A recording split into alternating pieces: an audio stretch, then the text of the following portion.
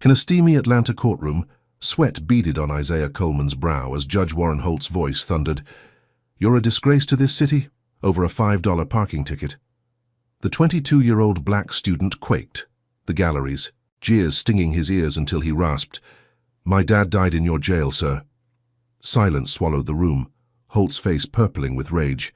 What buried truth just cracked open, and how will it haunt Isaiah's future? Drop a comment with your city, and if justice matters to you, hit like and subscribe. Tomorrow's twist will blow your mind. Isaiah Coleman slumped on the sagging couch in his cramped Atlanta apartment, the courtroom echo of Judge Holt's venom still clawing at his skull. His hands shook as he scrolled his phone, the screen lighting his tight curls and wide, exhausted eyes. Hours ago, he'd faced that silver-haired tyrant over a measly parking ticket, and now his quiet life was a smoldering wreck. The buzz of a notification jolted him, a friend's text popping up. "Bro, you're viral." He tapped the link and there it was, a shaky video from the gallery, his trembling voice cutting through Holt's roar. "My dad died in your jail, sir." The clip had exploded online, racking up thousands of views, comments flooding in, some cheering him as a truth-teller, others slinging mud, calling him a liar out for clout. His stomach twisted, a mix of pride and dread churning inside. Maybe this could mean something, he thought, a chance to dig into the past that had haunted him since he was 12, when his dad, Marcus, never came home from a night in Holt's lockup. He pulled on a hoodie, the fabric worn thin at the elbows, and stepped into the humid evening, needing air to clear his head. The street outside his peeling complex buzzed with usual noise, kids kicking a deflated ball, a car stereo thumping bass. He almost missed it, the glint of something arcing through the dusk, until a brick smashed through his living room window, glass shattering like a gunshot. He ducked, heart slamming against his ribs, and crawled to the jagged hole. Shards crunched under his sneakers as he peered out, spotting two figures bolting into the shadows, their laughter fading into the night. On the brick, scratched deep in jagged lines, was a single word, monkey. His breath caught, fury and fear tangling in his chest. This wasn't random, not after today. Holt's shadow loomed even here, miles from the courthouse. Isaiah grabbed, his phone dialing 911 with trembling fingers, his voice steadying as he reported it. "Someone threw a brick through my window. It's got a slur on it." The dispatcher's tone was flat, bored even. "Address?" He rattled it off, pacing the cracked linoleum, waiting for sirens that took too long to wail closer. Two cops showed up, both white, their badges glinting under the flickering porch light. Officer Grayson, a stocky guy with a buzz cut, barely glanced at the brick before shrugging. "Kids will be kids, probably just pranks." His partner, a lanky redhead named Phelps, smirked, scribbling half a note on a pad. "You got enemies, Coleman? Stirring up trouble online?" Isaiah's jaw clenched, the accusation stinging worse than the glass underfoot. "This is about the courtroom, about Holt," he said, holding up the brick. Grayson snorted, tossing it back onto the couch. "Don't make it bigger than it is. File a report if you want, but good luck proving anything." They left, tires crunching gravel, and Isaiah stood alone, the weight of their dismissal sinking into his bones. He barely slept, the night a blur of creaking floors and phantom footsteps, until dawn painted the sky gray. Bleary-eyed, he brewed coffee in a chipped mug, the bitter steam curling up as he scrolled X again. The video had ballooned, hitting 6 figures, hashtags like "Justice for Isaiah" trending alongside "Holt the Racist." He allowed himself a flicker of hope. Maybe this could force answers about his dad, maybe people would listen. Then a sharp knock rattled the door, and he spilled coffee down his shirt, cursing under his breath.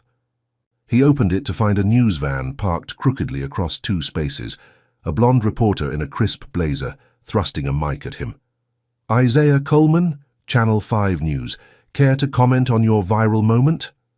Her cameraman, a beefy guy with a goatee, zoomed in, the lens glinting like an eye. Isaiah froze, the attention a sudden floodlight on his raw nerves. "I just want the truth about my dad," he managed, voice rough. She nodded, all fake sympathy, and he shut the door, heart racing. By noon, the story aired, but it wasn't what he'd hoped. The TV in his landlord's office blared the segment, the anchor's voice smooth and cold. Isaiah Coleman, a local student, caused a stir in court today accusing Judge Warren Holt of misconduct. But some say he's just another agitator looking to inflame racial tensions. The screen cut to Holt, his suit pristine, standing outside the courthouse, that silver hair gleaming under the sun. "This young man's father was a criminal who met a tragic end," Holt said, his tone dripping with pity. "It's sad he's twisting that into a personal attack. I've served this city fairly for 30 years. Isaiah's mug slipped, shattering on the floor, coffee pooling like blood. A criminal? His dad had been a mechanic, a quiet guy who fixed cars and read comics with him, not some thug Holt could smear. The news ticker scrolled, "Coleman's claims, truth or trouble." He stormed out, needing to move, to do something, and headed to the precinct to file that report the cops had brushed off. The desk sergeant, a grizzled man with a scar slicing his brow, barely looked up as Isaiah slid the brick across the counter. "Hate crime," he said, voice firm. "I want this on record."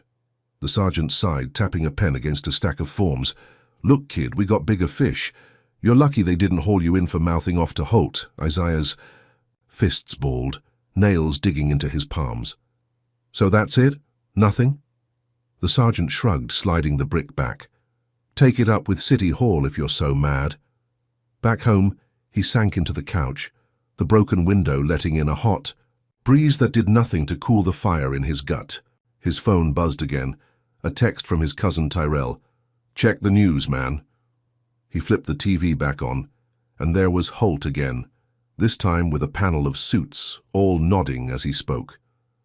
"Marcus Coleman resisted arrest, fought my officers," Holt said, eyes glinting with something dark. "His son's dragging up old lies to smear good men." The anchor cut in. "Sources say Isaiah's pushing a narrative, but evidence is thin." Isaiah's vision blurred, rage boiling over. His dad hadn't fought anyone. He'd been picked up for a busted taillight, dead by morning with no explanation. Now Holt's machine was grinding him down too, painting him as the villain in a story he hadn't asked to star in. He grabbed a broom, sweeping glass into a pile, each scrape fueling his resolve. This wasn't over. He'd find a way to fight, to claw the truth out of the dirt Holt had buried it in. But as he dumped the shards into a trash bag, tires squealed outside, and he peeked through the blinds. A black SUV idled across the street, tinted windows hiding whoever watched. His pulse spiked, the brick's weight still heavy in his memory. Holt wasn't just talking, he was moving, and Isaiah knew this was only the start of something uglier. He locked the door, the click loud, in the silence, and wondered how deep this hole would get before he hit bottom. Isaiah Coleman woke to the hum of his phone vibrating against the armrest, the cracked screen glowing with notifications he didn't dare check yet. His apartment still reeked of stale coffee and fear, the broken window patched with cardboard that flapped in the morning breeze. Last night's brick and Holt's TV lies had left him raw, but he couldn't shake the flicker of something stubborn igniting in his chest. He splashed cold water on his face, the sink dripping a steady beat, and pulled on a clean shirt, the fabric stiff against his bruised pride. Maybe today could shift the tide, he thought, stepping out into a city that already felt like it was turning its back. The street buzzed with early traffic, horns blaring, and he caught whispers from neighbors leaning on stoops, their eyes darting his way. Was this fame, or a target painted on his back? He headed downtown, sneakers slapping pavement, to meet Evelyn Parks, a pro bono lawyer his cousin Tyrell had tracked down through a friend of a friend. She waited outside a dingy coffee shop, her grey blazer sharp against the faded awning, her braids pulled tight in a bun. "Isaiah," she said, voice low and firm, shaking his hand with a grip that meant business. "Saw the video. Holt's a snake, and I can prove it. Let's sue him for defamation, drag his name through the mud he's thrown at you." Her words hit like a lifeline, and he nodded, throat tight. Could this be the break he needed? They sat inside, the air thick with burnt espresso, and she laid out her plan, scribbling notes on a napkin. "We hit him where it hurts, his reputation. That criminal garbage about your dad lies. I've got contacts who'll dig up the real files." Isaiah's pulse quickened, a real chance to fight back forming in his mind. By noon, word spread, and a crowd gathered outside the courthouse, a sea of faces, mostly black, some white, chanting his name like a drumbeat. Isaiah! Isaiah! Signs bobbed above heads. Holt must go scrawled in red marker, and he stood on the steps, Evelyn at his side, soaking it in. A woman with a megaphone, her locks swinging, shouted, "We're with you, son." He raised a fist, feeling taller, then his 5'10" frame, the energy lifting him out of the dirt Holt had shoveled over him. For a moment he believed it, that this swell of voices could topple a giant. Wasn't this what justice looked like, raw and loud in the open air? Cameras clicked, reporters jostled, and he let himself smile, a rare crack in his guarded shell. Then it all curdled. His phone buzzed again as he walked home, the screen lighting up with a flood of new posts. He tapped one, and his gut dropped. Photos splashed across X, grainy but damning, showing him in a hoodie, face half hidden, looting a store during a protest he'd never been near. Another had him smashing a car window, time-stamped 2 years back when he'd been cramming for finals. His breath hitched, the lies so bold they stole the air from his lungs. Who'd cooked this up so fast? Comments poured in. Fraud, thug, typical, each word a knife twisting deeper. He scrolled frantic, finding a clip of Holt on a midday news slot, his suit crisp, that silver hair gleaming like a halo. "It's sad," Holt said, voice dripping with fake pity. "This young man's ungrateful, stirring up chaos when we've given him every chance." Isaiah's knees buckled and he leaned against a lamppost, the metal cold against his palm. The crowd's cheers faded in his memory as he trudged back to his block, the rally's heat replaced by a chill he couldn't shake. He called Evelyn, voice shaking as he described the photos. "It's Holt," she snapped, her tone steel. "I'll bet my license his clerk's behind this. We'll fight it." But the damage was spreading like wildfire. His phone rang again, this time his boss at the hardware store, Mr. Jenkins, a gruff guy who'd always been fair. "Isaiah, I saw the news," Jenkins said, voice clipped. "Can't have this heat on my shop. You're out." The line went dead, and Isaiah stood frozen, the dial tone buzzing in his ear. Fired over. Lies? He'd stacked shelves for 2 years, saved every penny for school, and now it was ash. He slumped onto his couch, the cardboard window patch rattling as a truck rumbled past. The TV flickered on, a news ticker scrolling. Coleman's credibility. "Grumbles." A pundit, some slick guy in a tie, smirked. "Looks like this kid's playing victim to dodge responsibility." Isaiah's fists clenched, nails biting skin, the room shrinking around him. Evelyn texted, "Found the Clark's tracks, digital fingerprints on those fakes. We've got him." A spark flared in his chest, but it flickered weak against the storm. The crowd was gone. His job was gone. And Holt's machine was grinding louder, painting him as the chaos he'd never been. How could truth win when lies screamed this loud? He paced, the floor creaking under his weight, replaying Holt's smug face, those doctored shots. Evelyn's lead was gold, but the world had already judged him guilty. His phone buzzed once more, a friend from school, Jamal, texting, "Bro, they're outside your place." Isaiah peeked through the blinds, spotting a knot of guys across the street, hoods up, one clutching a bat. His pulse spiked, the brick's echo ringing in his skull. Was this Holt's next move already? He locked the door, the bolt sliding with a dull thud, and grabbed a kitchen knife, its blade dull but heavy in his hand. The rally's hope had been a mirage, and now the backlash was real, closing in. He'd fight. He had to. But the weight of it all pressed down, a question gnawing at him. How much more could he take before he broke? Drop a comment with number 1 if you think Isaiah's getting screwed by a system rigged against him, or number 2 if you'd call BS on Holt's lies right to his face. Smash that like button if you're rooting for Isaiah to claw his way out, and subscribe because tomorrow's episode digs even deeper into this mess. So, what's Holt cooking up next to bury Isaiah? And can Evelyn's lead turn the tide before those bats swing? Isaiah Coleman sat on the edge of his couch, the kitchen knife still gripped in his sweaty palm, its dull edge glinting under the dim bulb overhead. The cardboard patching his broken window flapped like a trapped bird, and outside, the knot of Hooded figures with bats had melted into the night, leaving only the hum of crickets and his racing pulse. He'd barely slept, the smear campaign's doctored photos looping in his mind, Holt's oily voice on TV branding him a fraud. His job was gone, his name trashed, but Evelyn Parks had texted at dawn, her words a lifeline. "Meet me at the East Courthouse 10 sharp. We've got a shot." He pulled on a faded jacket, the zipper snagging halfway, and stepped into the muggy Atlanta morning, the air thick with exhaust and unspoken threats. Could this really turn things around?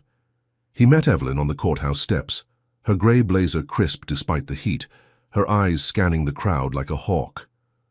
"Filed for a restraining order against Holt's clerk," she said, voice clipped, handing him a stack of papers still warm from the printer.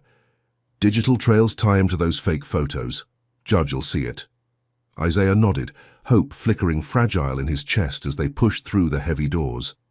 The courtroom smelled of polish and old paper, a different judge this time. A wiry woman with glasses perched on her nose, peering down as Evelyn laid out the case. "Your Honor, this clerk's actions defamed my client, ruined his livelihood," she said, sliding printouts of IP logs across the bench. Holt wasn't there, but his shadow loomed, and Isaiah's leg bounced under the table, nerves sparking. What if this flopped too? The judge's gavel cracked an hour later, sharp and final. "Restraining order granted," she said, her tone dry. "Clerks to stay 500 feet from Mr. Coleman, pending investigation." Isaiah exhaled, a rush of air he hadn't known he'd trapped, and Evelyn squeezed his shoulder, her smile tight but real. "First win," she whispered, and he felt it, a crack in Holt's armor. Word spread fast, and by afternoon, a local news station called, a producer with a nasal voice offering a slot to tell his side. Isaiah hesitated, the last interview still a sour memory, but Evelyn pushed. "Take it. Show them who you are." He agreed, and at 6 he sat under. Hot studio lights, the anchor, a black woman named Tanya with a sleek bob leaning in. "Isaiah, you're fighting a judge. What's driving you?" He swallowed, the mic clipped to his collar, trembling with his breath. "My dad, Marcus, died in Holt's jail 10 years ago. No answers, just lies. I spoke up because someone has... to?" His voice steadied, words flowing like water over stone, and Tanya nodded, her eyes sharp with something like respect. He talked about the brick, the job loss, the rally, laying it bare, and when the cameras cut, she shook his hand. "That'll air tonight. Good luck, kid." He walked out into the dusk, the skyline glowing orange, feeling lighter than he had in days. Maybe people would see the truth now, he thought, turning down a quiet side street, the buzz of victory humming in his veins. Then the world tilted. Footsteps scuffed behind him, too fast, too close, and he spun just as 3 masked figures lunged from the alley's mouth, their hoods swallowing their faces in shadow. The first swung a fist, catching his jaw, and he stumbled, asphalt scraping his palms as he hit the ground. Pain bloomed hot and bright, and he swung back, the knife long gone at home, his knuckles grazing a chin before a boot slammed into his ribs. Crack. He gasped, air fleeing, and another blow landed, this one to his temple, stars bursting behind his eyes. "Uppity little punk," one snarled, the slur dripping like venom, and Isaiah curled tight, arms shielding his face as kicks rained down, each thud a hammer on his bones. Blood trickled warm down his cheek, pooling under him, and he choked out, "Why?" No answer, just grunts and the sickening rhythm of violence. They stopped as suddenly as they'd started, boots pounding away into the night, leaving him sprawled. In the alley, a crumpled heap against a dumpster that stank of rot. His chest heaved, each breath a knife twisting deeper, and he fumbled for his phone, the screen cracked but glowing. He dialed Evelyn, voice a rasp. "Got jumped. Bad." She cursed, sharp and low. "Stay put. I'm coming." Sirens wailed.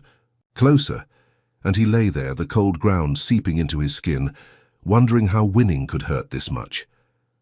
Headlights flashed and paramedics swarmed, their gloved hands lifting him onto a stretcher, the world blurring as they strapped him. "In broken ribs, concussion," one muttered, and Isaiah's eyes fluttered, fighting to stay open.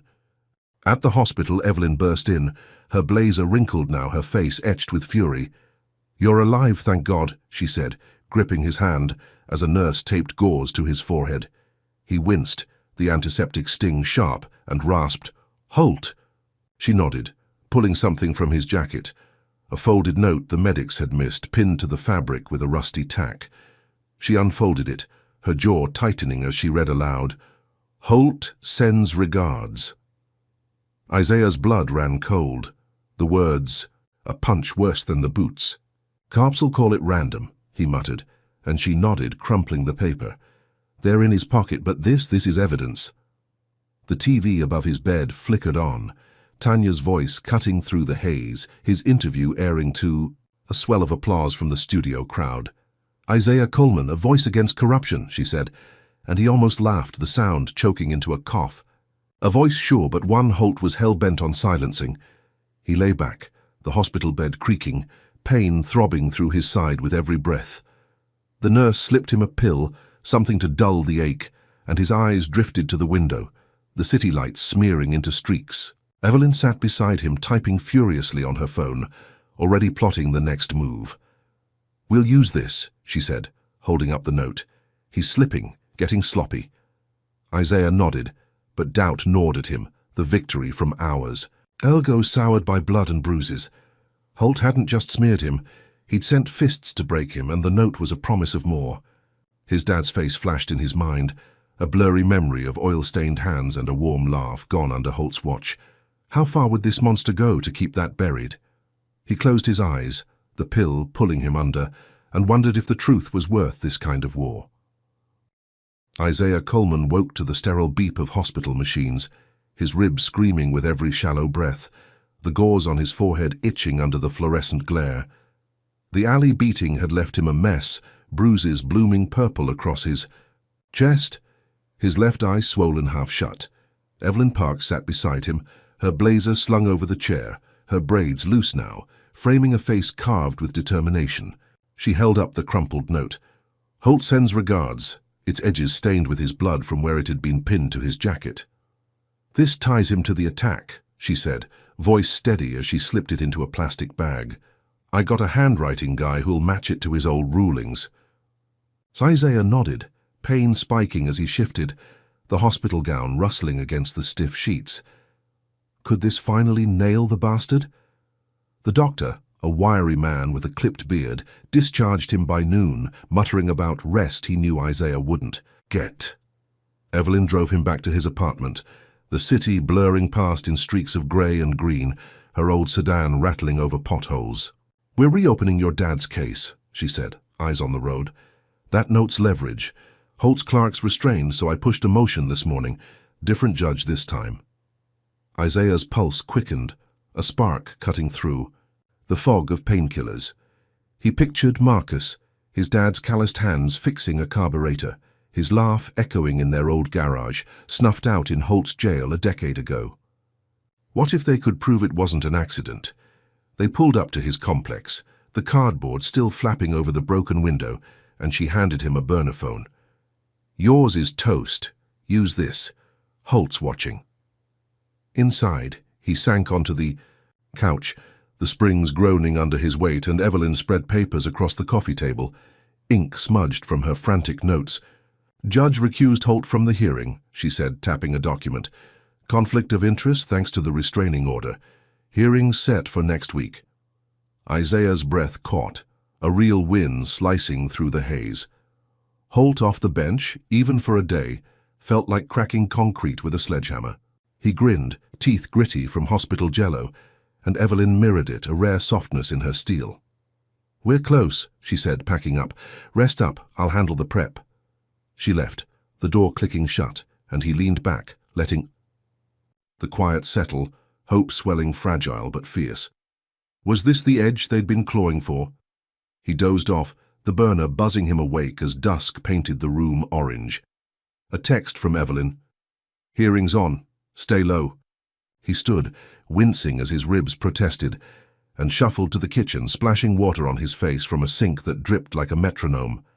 The TV flickered on, a news ticker scrolling about his interview last night, the anchor praising his raw honesty.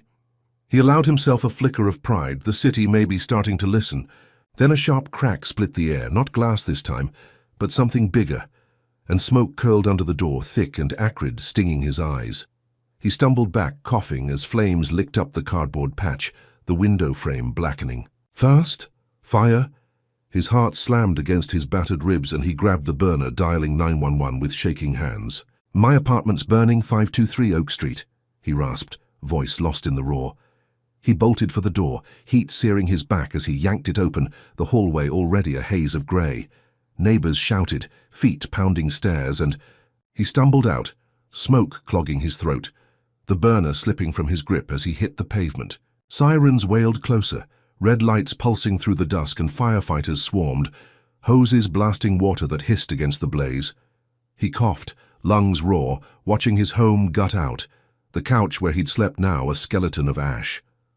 A firefighter, her helmet streaked with soot, knelt beside him. "Faulty wiring, looks like," she said, voice muffled through her mask. Isaiah's eyes narrowed, the tang of gasoline faint but unmistakable under the smoke. Faulty wiring didn't smell like a gas station. Evelyn screeched up in her sedan, leaping out as paramedics checked his vitals, her face a storm. "You okay?" she demanded, gripping his arm. He nodded, coughing into his sleeve, and pointed at the wreckage. "Gasoline! Halt!" Her jaw tightened and she pulled him aside, away from the flashing lights. "I'll get arson on it, but they'll bury it," she muttered, kicking a charred chunk of drywall. "Cops'll call it an accident." Isaiah's fists balled, nails digging into his palms. The wind from hours ago torched like his clothes, his books, his dad's old photo he'd kept on the shelf. Homeless now, broke, the hearing suddenly felt like a distant star, unreachable through this fresh hell. How could Holt strike this fast? A neighbour, Mrs. Tate, a wiry woman with grey streaks in her braids, shuffled over, her nightgown smudged with ash. "Saw something," she whispered, glancing at the cops milling nearby. Police cruiser idled out front, 10 minutes before. "The smoke!" Then peeled off. Isaiah's blood ran cold, the note's echo ringing in his skull. "Holt sends regards." Evelyn's eyes flashed and she scribbled it down, her pen digging into the notepad. "Witness," she said, voice low. This ties him tighter. But Isaiah stared at the smouldering ruin, the weight of it crushing his flicker of hope. The hearing was a lifeline, Holt's recusal a victory, but this fire was a gut punch, a message carved in flames. He had nothing left to lose now, and that made him dangerous or dead, depending on Holt's next move. He slumped against Evelyn's, car the metal warm from the engine, watching firefighters douse the last embers, water pooling black on the cracked pavement. His ribs ached, his head throbbed, and the city loomed around him, a beast that chewed up kids like him and spat out bones. Evelyn clapped his shoulder, firm but gentle. "We fight harder," she said, and he nodded, resolve hardening like steel. In the ashes. Holt had taken his home, his safety, but not his voice, not yet. Mrs. Tate's words were a thread, thin but real, and he'd pull it until the whole rotten tapestry unraveled. But as he climbed into Evelyn's car, the night pressing in, he couldn't shake the chill. What would Holt burn next? Drop a comment with number 1 if you think Holt's a coward hiding behind dirty tricks, or number 2 if you'd stand with Isaiah no matter how hot it gets. Hit that like button if this fire's got you raging for justice, and subscribe because tomorrow's chapter turns the heat up higher. So, with his home in ashes and Holt's claws out, how's Isaiah? Going to strike back from the edge?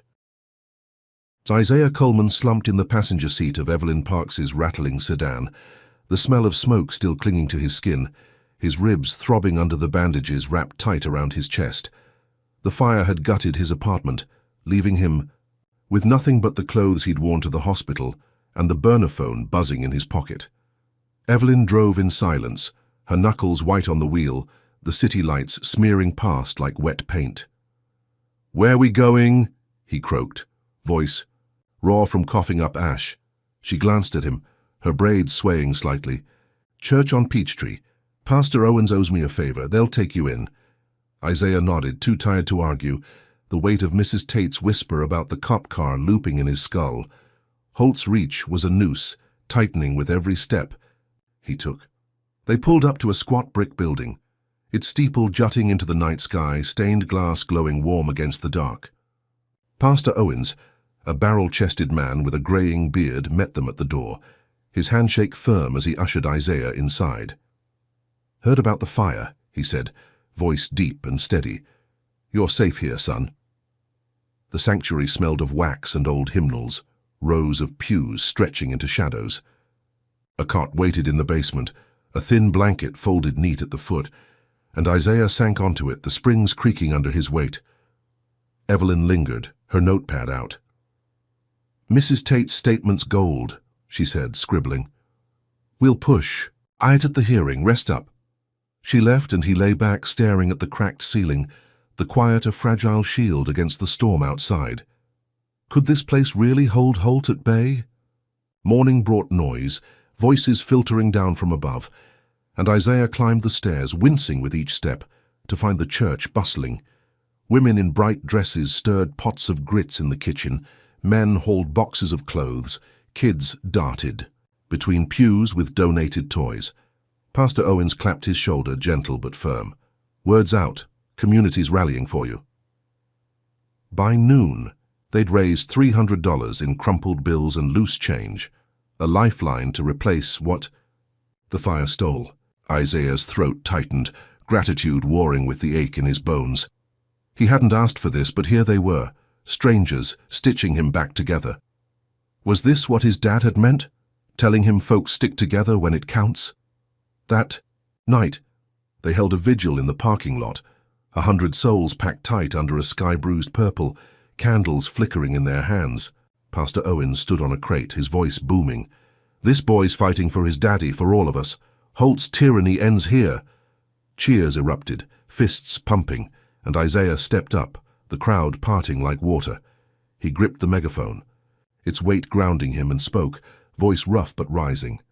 "My dad didn't deserve to die. I won't let Holt bury him twice." Applause thundered, a wave crashing over him, and he felt it, a swell of power he hadn't known he could wield. Faces glowed in the candlelight, some tear-streaked, others fierce, and he handed the megaphone back, chest tight with something, like hope. Could this army carry him through? Then the night split open. Engines roared, headlights slashing through the dark as pickup trucks screeched into the lot, tires spitting gravel. Men piled out, white hoods masking their faces, bats and pipes gleaming in their fists. Screams pierced the air, candles dropping to sputter out in puddles of wax, and Isaiah froze, the vigil's warmth snuffed cold. "Get inside." "Pastor." Owens bellowed, shoving him toward the church, but the mob surged, a wall of hate crashing forward.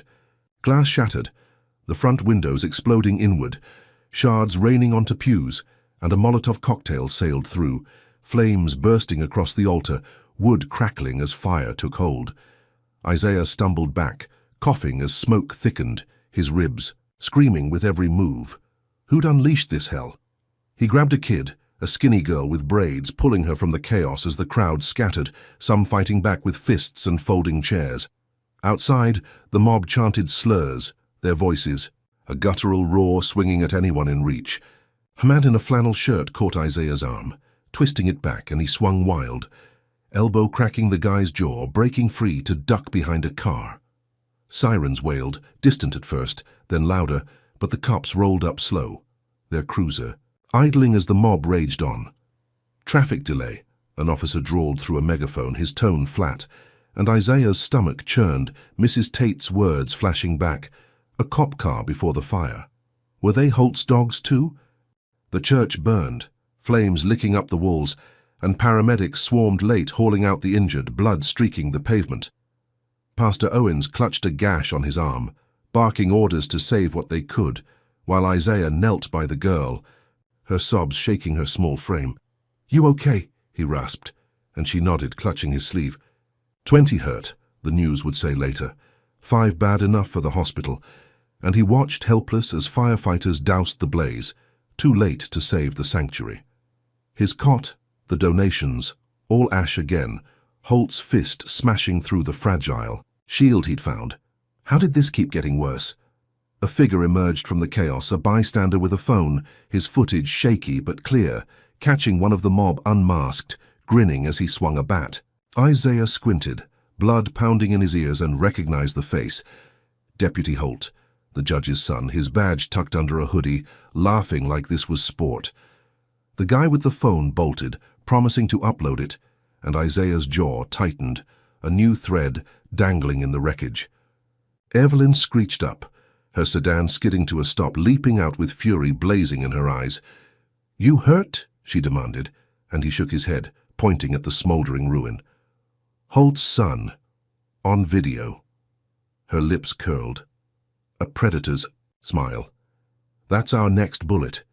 He slumped against her car, the metal cold now, watching the last flames die, smoke curling into the night like a ghost. The vigil's hope had been real, the church a lifeline, but Holt had torched it, sent his own blood to wield the match. 20 injured, a sacred place gutted, and Isaiah felt the weight of every scream, every broken bone. His ribs ached, his hands shook, but that video burned brighter than the fire, a weapon he'd sharpen. Holt thought he'd break him, scatter his allies, but the crowd's faces lingered in his mind, fierce even in retreat. He'd fight for them, for his dad. But as Evelyn drove him away, the deputy's grin haunted him. What kind of monster raised a son like that? Isaiah Coleman sat in the back seat of Evelyn Parks's sedan, the engine rumbling as they peeled away from the smoldering wreckage of the church, smoke still curling into the night like a dying breath. His ribs pulsed with pain. The bandages, chafing under his borrowed shirt, a too big flannel Pastor Owens had shoved into his hands before the mob struck. The vigil's warmth, the 100 flickering candles, the cheers, all gutted by Holt's son swinging a bat. His grin caught on, that shaky video now burning a hole in Isaiah's mind. Evelyn gripped the wheel, her face a mask of fury, the burner phone buzzing between them with a text from Jamal, his school buddy. Uploaded it. Going viral. Isaiah's pulse spiked, a jagged hope cutting through the ash in his lungs. Could this finally rip Holt's mask off? They stopped at a diner off the highway, its neon sign buzzing red, the air inside thick with grease and coffee. Evelyn slid into a booth, her blazer rumpled, and pulled out her laptop, the screen glowing as she replayed the clip. There he was, Deputy Holt, Judge Warren Holt's son, unmasked mid-swing, his badge glinting under the hoodie as he smashed a pew, laughing like a kid breaking toys. "This is gold," she said, voice sharp, typing fast. "I've got a contact at the DA's office. They'll have to suspend him." Isaiah sipped burnt coffee, the mug trembling in his hands, watching the views climb, 10,000, 20. The comments a flood of outrage. Holt's spawn, one read. Systems rotten, another. He felt it, the tide shifting, the city waking up. Was this the crack that'd bring the whole wall down? By morning, the news hit. A local station. Breaking the story. Deputy Holt suspended pending investigation after vigil attack. Evelyn grinned, rare and fierce, as they watched from a gas station TV, the pump dripping fuel into her tank outside. "Push the hearing up," she said, handing him a granola bar from her glove box. "DA's spooked. Your dad's case opens. Tomorrow." Isaiah's chest tightened, the granola crumbling in his fist. Tomorrow? 10 years of silence about Marcus. His dad's death in that jail cell, and now a judge would hear it, Holt sidelined. He pictured his dad's smile, faded but stubborn in his memory, and nodded, resolve hardening. "Let's bury him," he said, voice low, and Evelyn's eyes glinted, a warrior's spark. Could they really pull this off? The hearing came fast, the courthouse buzzing with reporters, their cameras flashing like lightning as Isaiah walked in, Evelyn at his side, her briefcase stuffed with files. The new judge, a bald man with a hawkish nose, banged his gavel, silencing the hum. "Marcus Coleman's death reopened," he said, voice gravelly. Evelyn stood, her braids pulled tight, and laid out the case, her words a blade. 10 years. Ago, Marcus Coleman died in custody under Judge Holt's watch. No autopsy, no report, just natural causes. We've got witnesses, discrepancies, and now his son's violence tied to the family name. She slid the video stills across the bench, Deputy Holt's sneer frozen in ink. The judge's brow furrowed and Isaiah held his breath, the room tilting on this moment. Was justice finally cracking through? The gavel fell again, a thunderclap. "Case reopened, investigation ordered," the judge said. and murmurs rippled through the gallery, a mix of cheers and gasps. Isaiah's shoulders sagged, relief flooding him, a weight lifting he hadn't known he carried. Evelyn squeezed his arm, whispering, "We did it." He stepped outside, the sun blinding, feeling taller, stronger, like he'd clawed something back from the void. Reporters swarmed, mics thrusting, and he spoke, voice steady. "My dad deserved better. This is for him." The words felt right, a vow carved in the air, and he walked away, Evelyn trailing, her phone buzzing with updates. Holt's empire was wobbling, the video a sledgehammer to its base. Could this be the end of the fight? Then it all flipped. He'd barely reached the diner for a victory coffee, the bell jingling as he stepped inside when tires screeched outside. Cops burst in, 4 of them, badges glinting, guns drawn, their faces hard as stone. "Isaiah Coleman, you're under arrest," the lead one barked, a burly guy with a buzz cut cuffing him mid-interview, the reporter's camera still rolling.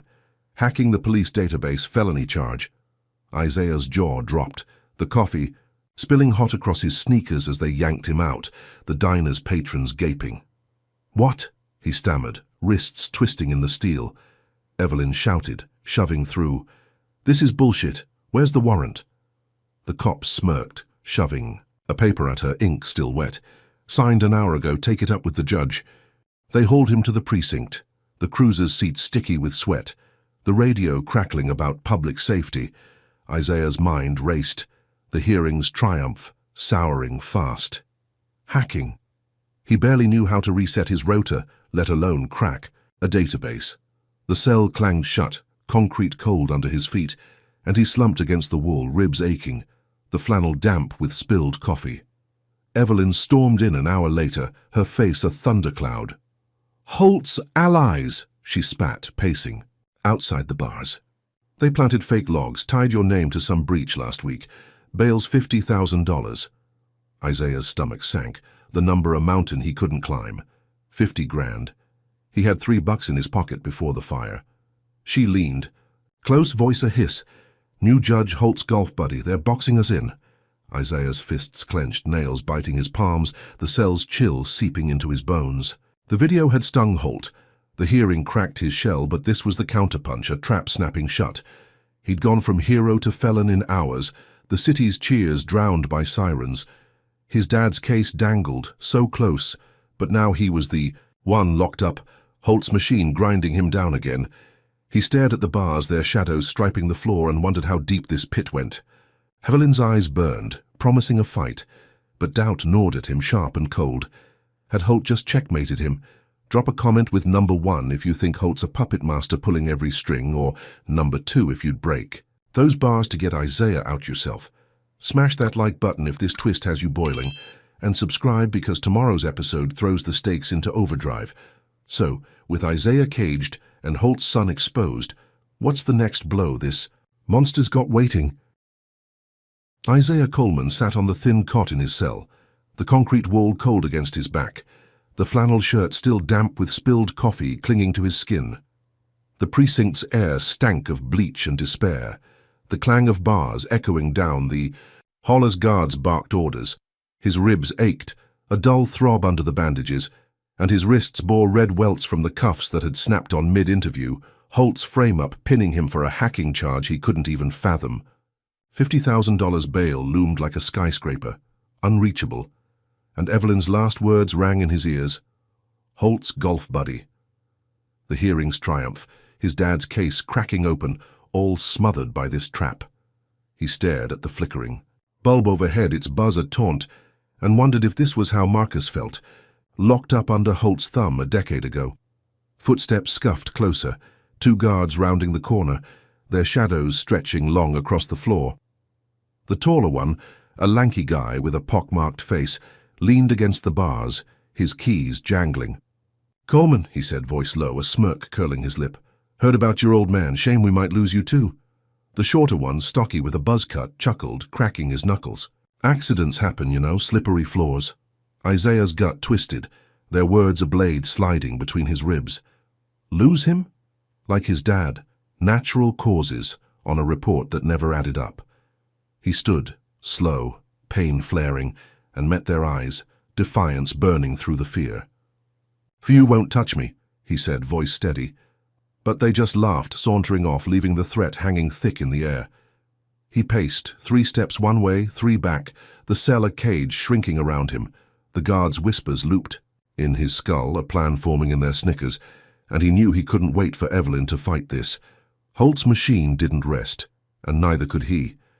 The bulb flickered again, then died, plunging the cell into dark. A power outage humming through the precinct, shouts echoing down the hall. His pulse spiked, opportunity flashing like a spark. He tested the bars, solid but old, and spotted a loose bolt in the cot's frame, rusted from years of neglect. He pried it free, fingers bleeding as he worked, the metal scraping his skin, and wedged it into the lock, twisting until it clicked, a sound swallowed by the chaos outside. Was this his shot? The door swung open and he slipped out, heart slamming.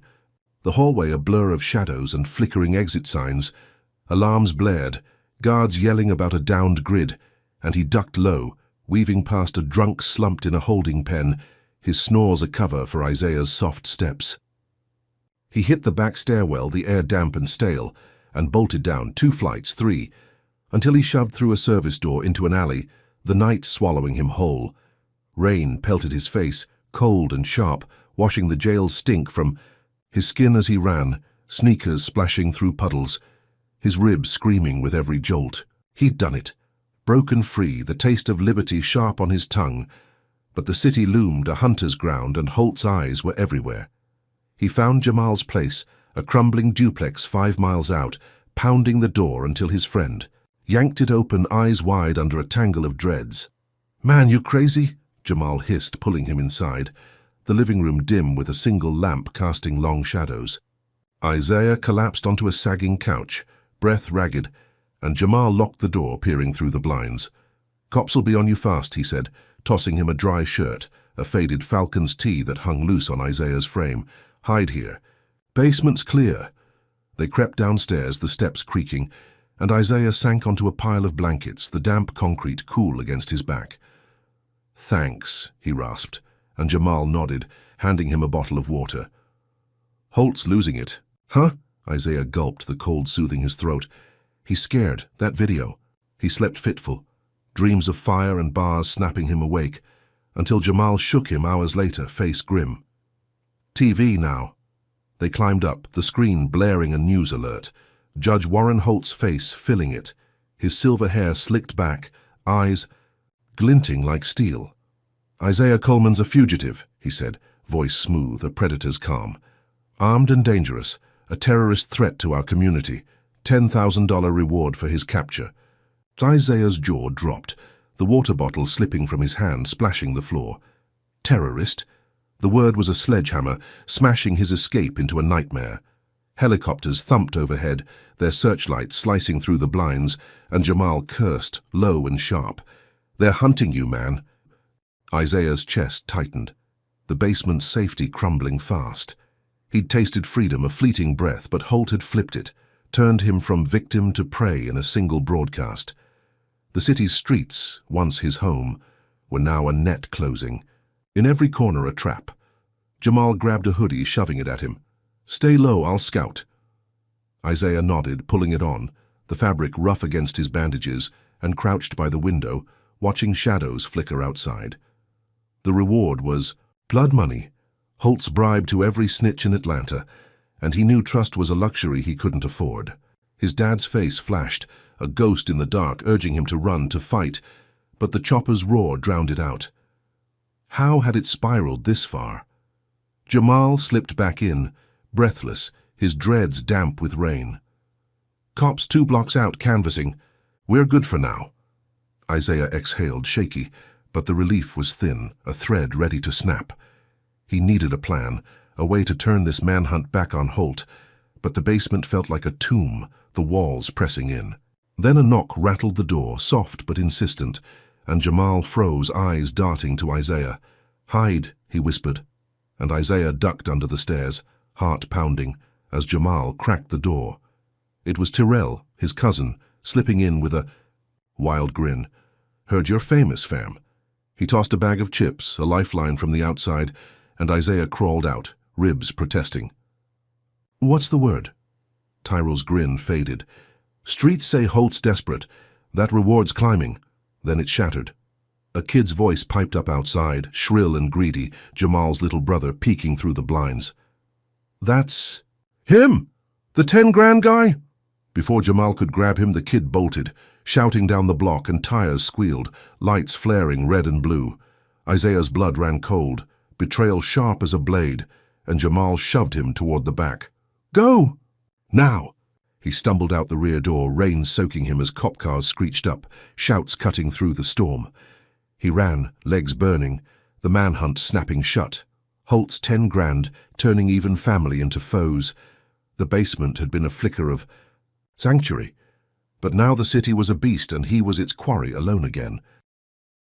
Isaiah Coleman sprinted through the rain-soaked night, the falcon's tee plastered to his skin, his ribs howling with every jolting step as cop cars screeched behind him, their lights slashing through the storm. Jamal's little brother's shout, that 10 grand betrayal, still rang in his ears, turning the basement hideout into a trap he'd barely dodged.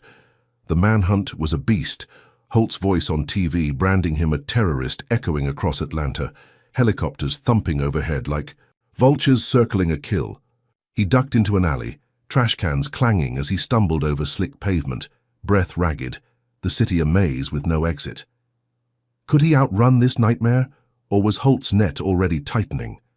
A van skidded up, its side door sliding open, and a voice hissed, "Get in!" Isaiah froze, rain stinging his eyes until he saw Terrell, his cousin, leaning out, dreads dripping, a frantic wave urging him on. He dove inside, the door slamming shut as the van peeled off, tires spinning on wet asphalt. 2 others sat in. The back, a wiry woman with a buzz cut named Kia, and a stocky guy, Dre, his beard flecked with grey, both eyeing him like a stray they'd picked up. "Activists," Terrell said, clapping his shoulder. "They've been watching Holt for years." Kia handed him a towel, rough but dry, and he wiped his face, the damp flannel peeling off as he swapped it for a black hoodie she tossed. "Safe house, rural Georgia," she said, voice clipped. "You're hot, but we've got your back." Was this a lifeline or another roll of Holt's dice? The drive stretched hours, the van rattling over back roads, fields blurring past under a moonless sky. Isaiah slumped against the wall, exhaustion clawing at him, the burner phone dead in his pocket, his ribs a constant ache. Dre cracked open a laptop, its glow lighting his face as he pulled up files, old PDFs stamped with county seals. "Holt's rigged trials since the 90s, he said, scrolling through scanned dockets, yellowed edges curling on screen. "Your dad's one of dozens. Beaten, starved, natural causes. We've got names, dates." Isaiah leaned in, the words swimming, Marcus Coleman's file staring back, a grainy mugshot beside a report full of holes. His throat tightened, rage and grief tangling, a goldmine of proof in his lap. Could this bury Holt for good? They hit the safe house at dawn, a sagging farmhouse tucked in pines, its paint peeling, windows boarded tight. Inside smelled of mildew and coffee, a single bulb swaying overhead as Kia brewed a pot, the steam curling up like a ghost. Isaiah sank onto a mattress, springs poking through, and Dre spread the files on a rickety table, pointing at highlighted lines. "Witnesses recanted, evidence lost. Holt's signature on every dismissal," he said, tapping a page. "Your dad fought a guard, they say, but no bruises on him, just internal bleeding. Lies." Isaiah's fists clenched, nails biting. His palms, the truth a blade he'd wield.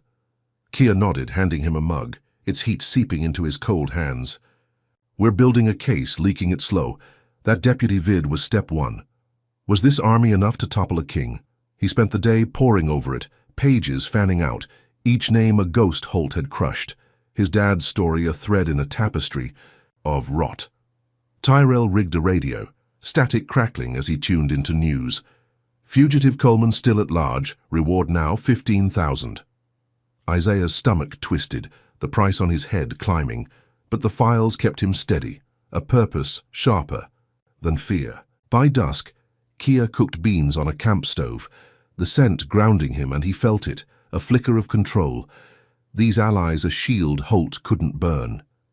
He slept, the mattress sagging, dreams of his dad's laugh cutting through the dark.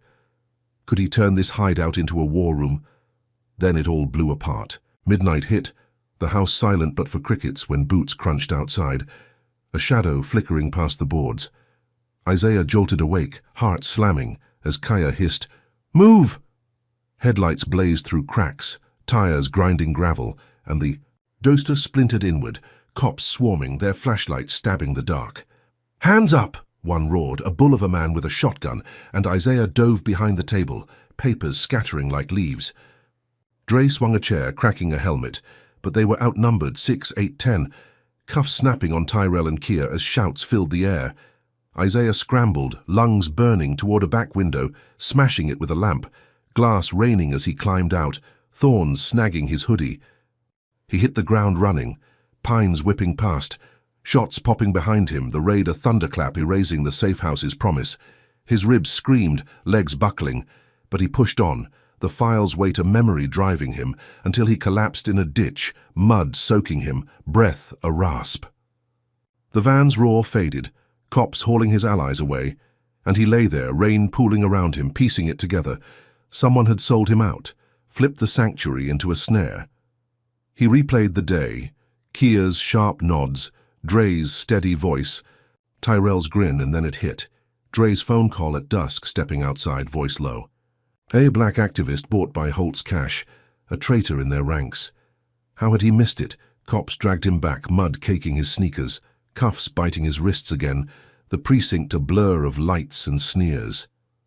"Caught you, terrorist!" A guard spat, shoving him into a max security cell, the door clanging shut. Thicker bars this time, no loose bolts to pry. He slumped against the wall, the concrete icy, Holt's reward turning allies into enemies, the files lost in the raids. Chaos? Tyrell and Kia were gone, Dre's betrayal a knife in his gut, and the hearing dangled, a mirage slipping away. His dad's face flickered, urging him to fight, but the cell was a tomb, Holt's grip tightening. How much more could he lose before he broke?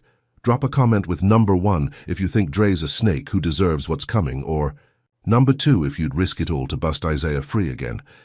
Hit that like button if this betrayal's got you reeling, and subscribe because tomorrow's showdown takes it to the brink. So, with the safe house raided and trust shattered, what's Holt's next move to crush Isaiah's last stand? Isaiah Coleman sat shackled in the max security cell, the steel cuffs biting into his wrists, the concrete floor cold beneath his mud-caked sneakers. The raid had ripped away the safe house, Tyrell and Kia hauled off in cuffs, Dre's betrayal. A splinter festering in his chest. His ribs throbbed under the bandages, the black hoodie torn at the sleeve, and the precinct's air hung heavy with mildew and menace. Guards paced outside, their boots scuffing, one muttering, "Holt's boy's back tomorrow." A lifeline he clung to. Evelyn Parks burst in at dawn, her blazer wrinkled, eyes bloodshot, shoving papers through the bars. "Hearing still." "On," she said, voice a whip crack. "Files are gone, but I've got copies. We're hitting back." Isaiah's pulse flickered, a spark in the dark. Could this pull him out? They dragged him to court, chains rattling, the hallway a blur of fluorescent buzz and cop sneers, until he stood in the courtroom, the same hawk-nosed judge peering down. Reporters packed the gallery, pens scratching, cameras humming, the air thick with sweat and tension. Evelyn stood tall, her braids pulled tight, and slammed the copied files on the bench, her voice slicing through the hum. Marcus Coleman's death was no accident. Beaton covered up, Holt's signature on every lie. His son's mob attack proves the rot runs deep. She held up a grainy still, Deputy Holt's bat mid-swing, and the crowd gasped, a ripple of shock rolling through. Isaiah's chest tightened, his dad's name echoing in the silence, a ghost demanding light. Was this the moment it all broke open? The judge leaned forward, glasses glinting, flipping through the pages, his frown deepening with every line. "Witness statements missing. Autopsy denied," he muttered, then louder. "This reeks." Evelyn pushed, relentless. "Holt's terror label on my client's a distraction. Drop the hacking charge, Your Honor, it's fabricated." The prosecutor, a slick guy in a pinstripe suit, sputtered, "No proof, just accusations." But the judge waved him off, gavel poised. Isaiah held his breath, the room tilting on this edge, his wrists aching under the steel. The bang came sharp, a gunshot in the quiet. "Charges dismissed," the judge said, voice gravelly. "Insufficient evidence. Coleman's free." Cheers erupted, hands clapping, and Isaiah sagged, relief flooding him, the chains clanking as a guard unlocked them. Evelyn hugged him, quick and fierce, her grip grounding him as the cuffs fell away. "We did it," she whispered, and he nodded, rubbing his wrists, the red welts stark against his skin. Reporters swarmed outside, mics. Thrusting, and he faced them, voice steady despite the quake inside. "My dad's case is open now. Holt can't hide anymore." Cameras flashed, the crowd parting as he walked out, the sun hot on his face, freedom tasting sharp and real. He breathed deep, the city sprawling before him, a battlefield he'd clawed back from. Evelyn trailed, her phone buzzing with updates, and he let himself believe it just for a second, that Holt's grip was slipping, the truth clawing free. Had he finally turned the tide? They grabbed food at a corner joint, a greasy burger shack, the air thick with fry oil and chatter. He sank into a booth, the vinyl creaking, and bit into a burger, ketchup smearing his fingers, the first real meal since the fire. Evelyn sat across, scrolling her phone, a rare smile tugging her lips. "Deputy suspensions holding, hearings trending," she said, sipping soda. "You're a damn hero out there." He chewed slow, the taste grounding him, the weight of the cell fading with every bite. Night fell, the sky bruising purple, and they walked back to her sedan, parked under a flickering street lamp, the city humming around them. He felt it, a flicker of peace, a breath before the next fight. Could this hold? Then the air cracked, a sharp pop slicing the dusk, and pain seared his shoulder. A graze that spun him sideways, blood blooming hot through the hoodie. He hit the pavement, gravel biting his palms, and Evelyn screamed, "Down!" as another shot whizzed past, shattering a car window 10 feet away. Tires squealed, a black SUV peeling off, its taillights vanishing into the dark, and Isaiah clutched his arm, blood slicking his fingers, shock icing his veins. "Sniper!" Evelyn hissed, dragging him behind a dumpster, her hands shaking as she pressed her scarf to the wound, crimson soaking through fast. "Holt," he rasped, teeth gritted, the piece shredded in seconds. Who else could hit this hard? Cops rolled up, lights flashing but slow, their radios crackling as bystanders gawked, phones out, filming the chaos. A paramedic knelt, bandaging Isaiah's shoulder, the sting sharp as she worked, muttering, "You're lucky, just a flesh wound." Evelyn's eyes blazed, scanning the street, and she yanked a phone from a kid nearby, his footage shaky but clear. The shooter, a cop in plain clothes, smirking as he fled, badge glinting under a street lamp. "Got him," she said, voice a growl, shoving the phone back. Isaiah leaned against the dumpster, breath shallow, the burger shack's neon buzzing in the distance. A cruel joke after this. Holt hadn't just struck back. He'd aimed to kill, turning freedom into a bullseye. The medic hauled him to a rig, Evelyn climbing in, her face a storm as they sped off, sirens wailing. "Hospital. Then we use this," she said, holding up. Her phone, the video already downloading. Another cop, another thread. Isaiah nodded, pain pulsing, the gauze tight around his shoulder, blood still seeping through. The courtroom win, the dropped charges, all a mirage Holt had shattered with a bullet, his reach deeper than the grave. Marcus's face flickered, a memory of oil-stained hands, and Isaiah clenched his jaw, resolve hardening through the haze. Holt thought he'd silence him, but that smirk on tape was a mistake, a crack he'd widen. How many more shots could he dodge before the next one hit home? Isaiah Coleman lay on a gurney in the ambulance, the siren's wail piercing the night, his shoulder throbbing under the fresh bandage where the sniper's bullet had grazed him. Blood crusted the torn black hoodie, the sting sharp with every jolt of the rig, and Evelyn Park sat beside him, her scarf still pressed to the wound, now a soaked rag staining her hands red. The medic, a young guy with a buzz cut, scribbled on a clipboard, muttering about stitches, while Evelyn's phone glowed. The bystander's video of the smirking cop shooter looping silent but damning. "Holt's losing control," she said, voice low, her braids fraying at the ends. "This goes up tonight." Isaiah nodded, pain blurring his vision. The courtroom win hours ago, now a distant echo under this fresh assault. Could this tape finally break Holt's spine? The hospital hummed with antiseptic and chaos, nurses rushing him into a curtained bay, the lights harsh overhead as they stitched his shoulder, 8 quick pulls of thread that burned like fire. Evelyn paced, uploading the video to X from her phone, her fingers flying, caption sharp, "Holt's cop tries to kill Isaiah Coleman. Who's next?" By the time the doctor taped gauze over the stitches, muttering about rest, the clip had blown up 50,000 views, then 100, comments raging, "Murderer." "Systems trash." Isaiah watched, propped on pillows, the IV dripping cold into his arm, a flicker of power swelling despite the ache. Holt's empire was a house of cards, and this was a gust. Was the city ready to blow it down? Discharge came fast, the doctor reluctant but out of excuses, and Evelyn drove him to a cheap motel, its neon sign buzzing vacancy and flickering pink. The room smelled of stale smoke and mildew, the bed sagging as he sank onto it, the TV bolted to the wall blaring news. "Atlanta erupts," the anchor said, footage rolling of crowds flooding downtown, fists raised, signs scrawled with "Holt must fall." Flames licked a dumpster, tear gas pluming as cops in riot gear shoved back. The sniper video replaying every 10 minutes, that smirk a match to the city's fuse. Isaiah's chest tightened, pride and dread tangling. His name, A, chant on the streets. Had he lit this fire or just handed Holt the torch?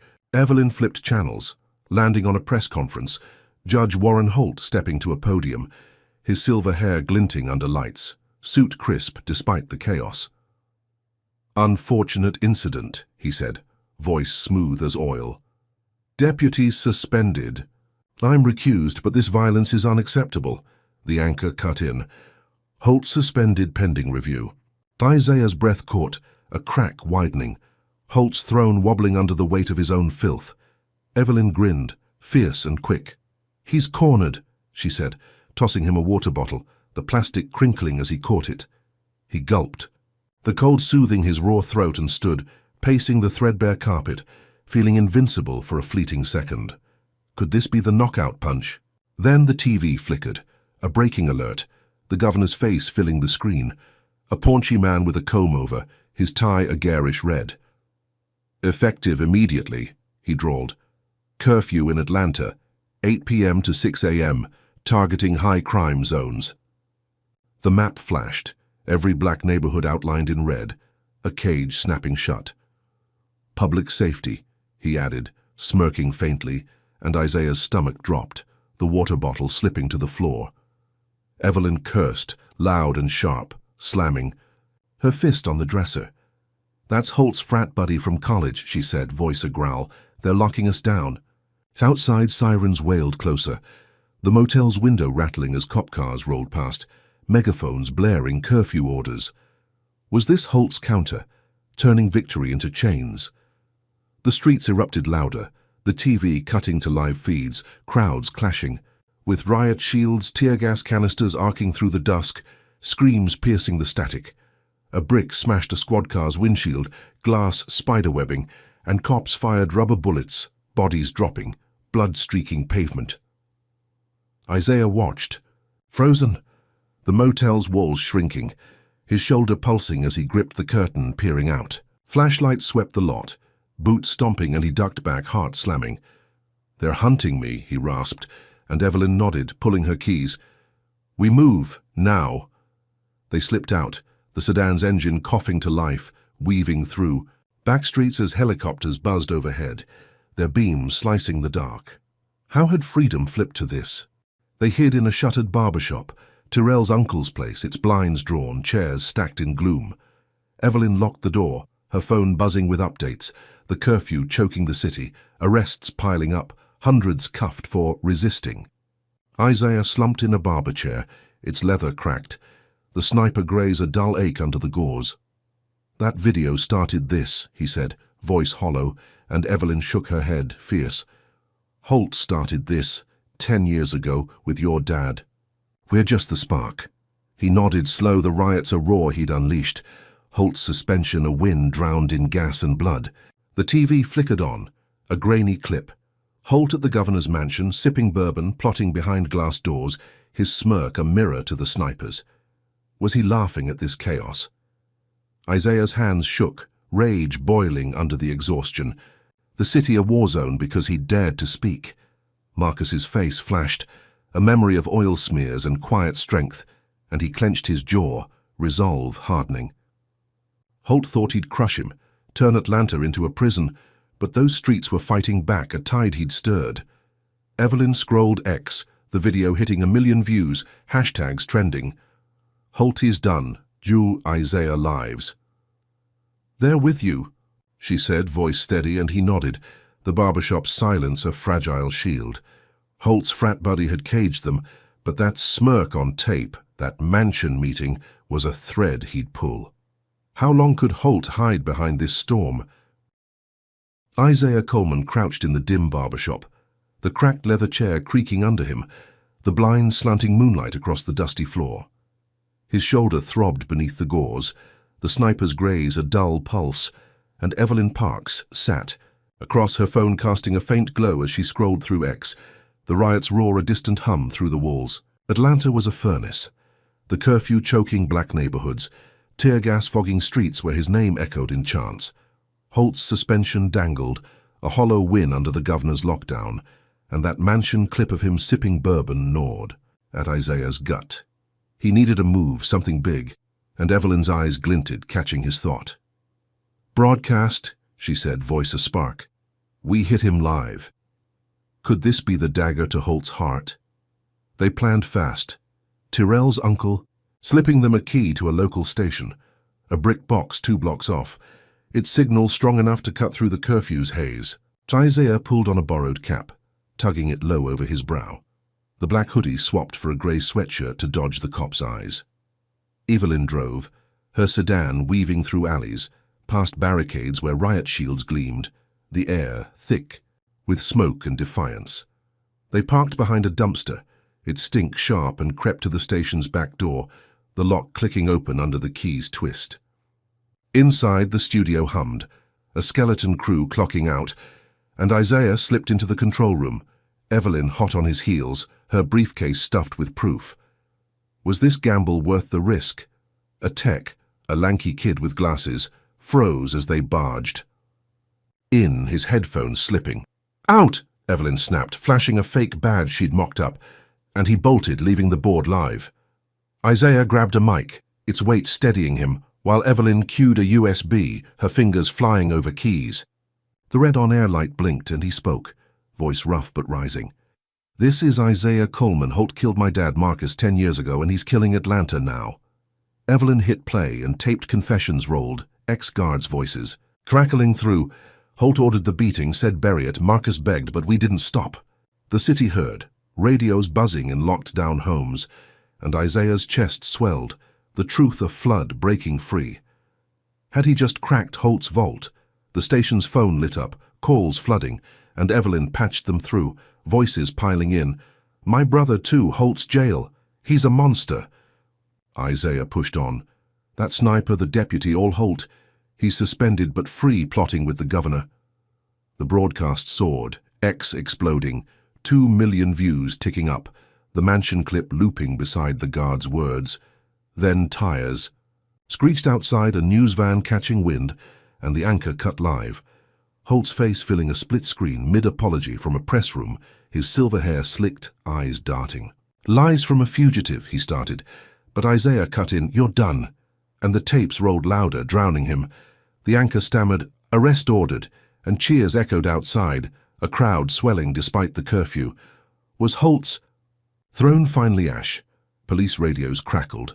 Holt in custody, and Isaiah sank into a chair, the mic slipping from his grip, relief washing over him like rain. Evelyn clapped his back, her grin fierce, the studio a bubble of victory as the city roared, horns blaring, fists pounding air. He'd done it, exposed Holt live, the guards' voices a hammer smashing his empire, the arrest a gavel's fall. He'd waited a decade for Marcus's face flickered, a memory of oil-stained hands, and Isaiah exhaled, the weight of 10 years lifting, the broadcaster torch-lighting Atlanta's dark. He stood, legs shaky, and peered out, the crowd a sea of defiance, Holt's reign gutted. Could this be the end he'd fought for? Then the bubble burst. The station's door exploded inward, wood splintering, and SWAT stormed in, black vests gleaming, rifles raised, their boots pounding tile. "Isaiah Coleman, hands up!" a voice barked, a bull of a man with a scarred jaw, and Isaiah froze, the mic clattering to the floor. Evelyn shouted, "He's clear, charges dropped." But they shoved her back, her briefcase spilling, and cuffs snapped on Isaiah's wrists, the steel cold against his stitches. "Falsifying evidence," the leader growled, yanking him up, his shoulders screaming as they dragged him out. The crowd parted, stunned, and he glimpsed the news van, the anchor's voice fading. Breaking. Coleman accused of planting tapes. What the hell was this? They hauled him to a van, its engine growling, the city blurring past as he sat cuffed, head spinning, the broadcast's triumph flipping to ash. Evelyn ran alongside, pounding the window, her screams muffled, "Holt's frame!" But the van sped off, dumping him at the precinct, a max security cell slamming shut, thicker bars than before, the air stale with defeat. He slumped against the wall, concrete biting his spine, replaying it, the tapes reel, the guards' voices raw, yet here he was, framed again, Holt's claws deeper than the arrest. The TV blared outside, the governor's voice cutting through. Holt pardoned, evidence under review, his smirk a blade twisting the knife. Isaiah's fists clenched, nails drawing blood, the crowd's cheers a memory Holt had stolen. He won just to lose it all. The cell's silence crushed him, the broadcast's fire snuffed by this blow Holt free despite the cuffs, the governor's pardon a shield no truth could pierce. Marcus's ghost lingered, urging him to fight. But the bars loomed unyielding and doubt clawed his gut, sharper than the sniper's graze. Evelyn was out there, he knew, plotting, but this trap was tight, Holt's machine relentless, turning, his stand into a noose. He stared at the floor, shadows pooling, the city's rage a distant echo, and wondered how Holt kept rising from the grave. Was this the end, or just another wall to break? Isaiah Coleman slumped against the max security cell's wall, the concrete cold and unyielding. His wrists raw from cuffs that had snapped back on after the SWAT raid crushed his broadcast triumph.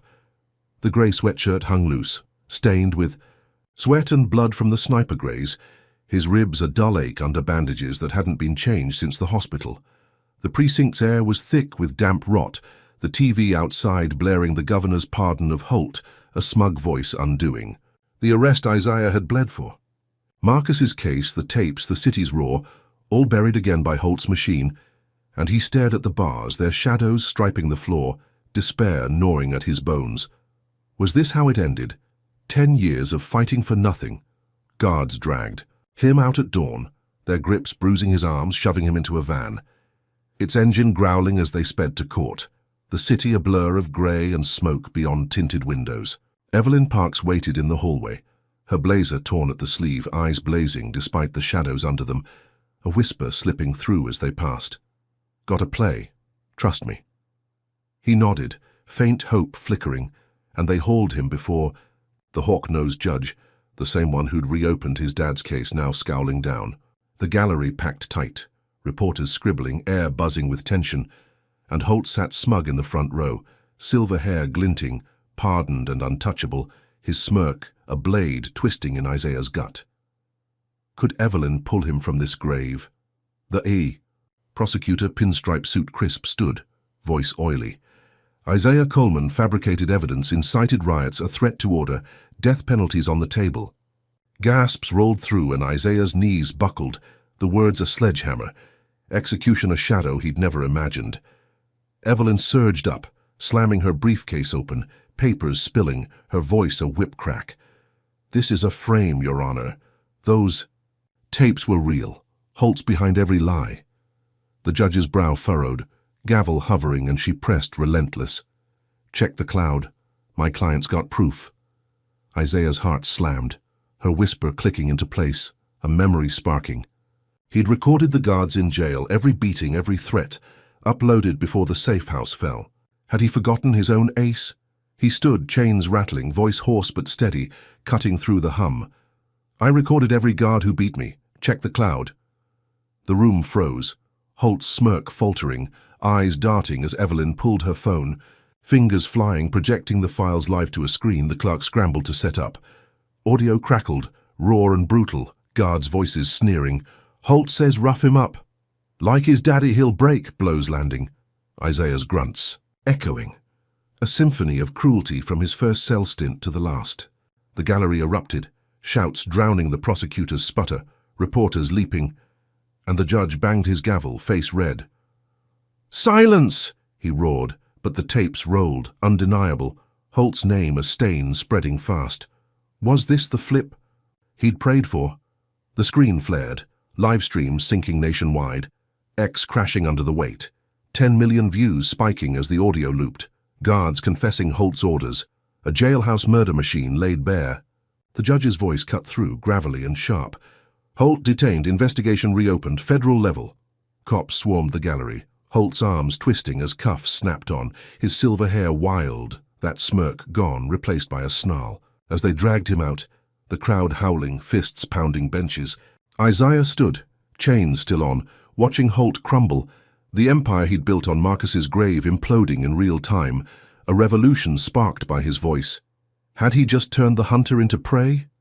But the gavel fell again, a quieter crack, and the judge's eyes locked on Isaiah, hard as stone. Coleman, evidence clears you, but curfew violation stands, sentence pending. The prosecutor grinned, thin and mean, and guards yanked Isaiah back, dragging him to the van, the courtroom's cheers fading as the door slammed shut. Evelyn ran after, shouting, "I'll appeal!" But the engine roared, and he was gone, dumped in a holding cell, the bars slamming anew, a martyr caged despite the win. His shoulder pulsed, the gauze soaked, and he sank to the floor, the broadcasts fire a memory Holt couldn't snuff, but freedom still a ghost. Why was he still locked when Holt fell?